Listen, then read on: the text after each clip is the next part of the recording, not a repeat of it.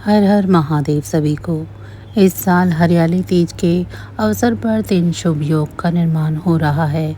इसमें परिधेय योग, शिव योग और रवि योग का नाम शामिल है। इस योग में बाबा भोलेनाथ और देवी पार्वती की पूजा करने से मनवांछित फलों की प्राप्ति होती है। सावन माह में आने वाले सभी व्रत और त्योहार इस माह की महत्ता को और बढ़ाते हैं।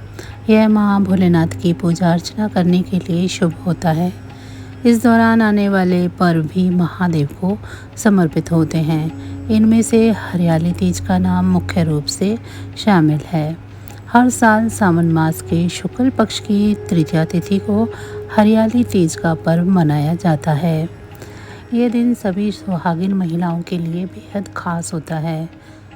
वह वैवाहिक जीवन में सुख समृद्धि और पति की लंबी उम्र के लिए ये उपवास रखती है। वहीं कुंवारी कन्याएं भी योग्य वर की प्राप्ति के लिए ये व्रत रखती हैं। इस हरियाली तीज के अवसर पर 3 शुभ योग का निर्माण हो रहा है। इनमें परिधेय योग, शिव योग और रवि योग का नाम शामिल है। इस योग में बाबा भोलेनाथ और देवी पार्वती की पूजा करने से मनवांछित फलों की प्राप्ति होगी। साथ ही सौभाग्यवती भव का आशीर्वाद प्राप्त होता है। वहीं पूजा के दौरान व्रत कथा सुनने का विधान भी है। ऐसे में आइए चलिए जानते हैं हरियाली तीज व्रत की कथा के बारे में। हरियाली तीज का व्रत सभी सुहागिनों के लिए बेहद शुभकारी होता है। पति की तरक्की और जीवन में खुशहाली के लिए ये उपवास किया जाता है। ऐसे में आइए इस व्रत की कथा के बारे में जान लेते हैं। कथा को लेकर एक ऐसी पौराणिक मान्यता है कि भगवान शिव माता पार्वती को पूर्व जन्म की बात सुना रहे थे।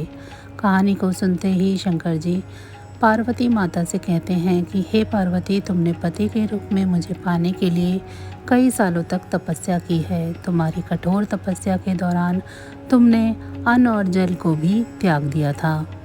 उसके बाद मैं तुम्हें वर के रूप में प्राप्त हुआ। माँ पार्वती को बात बताते हुए भोलेनाथ कहते हैं कि हे पार्वती, एक बार नारद मुनि तुम्हारे घर गए थे। घर जाने के बाद नारद मुनि ने आपके पिता से कहा था कि मैं विष्णु जी के भेजने पर यहाँ आया हूँ। विष्णु जी स्वयं आपकी कन्या पार्वती से विवाह करना चाहते हैं। नारद मुनि की यह बात सुनकर पर्वतराज प्रसन्न हो गए। इसके बाद नारद मुनि की यह बात आपके पिताजी ने आपको बताई। तुम इस प्रस्ताव से दुखी हुई। फिर इस बात का जिक्र तुमने अपनी सखी से किया था। तुम्हारी सखी ने तुम्हें कठोर तप करने की सलाह दी थी। इसके बाद तुम मुझे पति रूप में प्राप्त करने के लिए एक जंगल की गुफा में चली गई थी। वहाँ तुमने रेत के शिवलिंग बनाकर तप किया। फिर तुम्हारी तपस्या से प्रसन्न होकर सावन मास की शुक्ल पक्ष की तृतीया तिथि पर मैंने तुम्हें दर्शन दिए। इसके बाद तुम्हारी मनोकामना पूरी करने का वचन देते हुए मैंने तुम्हें अपनी पत्नी के रूप में स्वीकार कर लिया था। इस दौरान तुम्हारे पिता भी गुफा में तुम्हें ढूंढते हुए आ गए। फिर अपने पिताजी से कहा तुमने कि मैं आपके साथ चलूँगी, लेकिन जब आप मेरा विवाह महादेव से कराएंगे। तुम्हारी यह बात सुनकर उन्होंने यह विवाह कराने के लिए हाँ कर दी।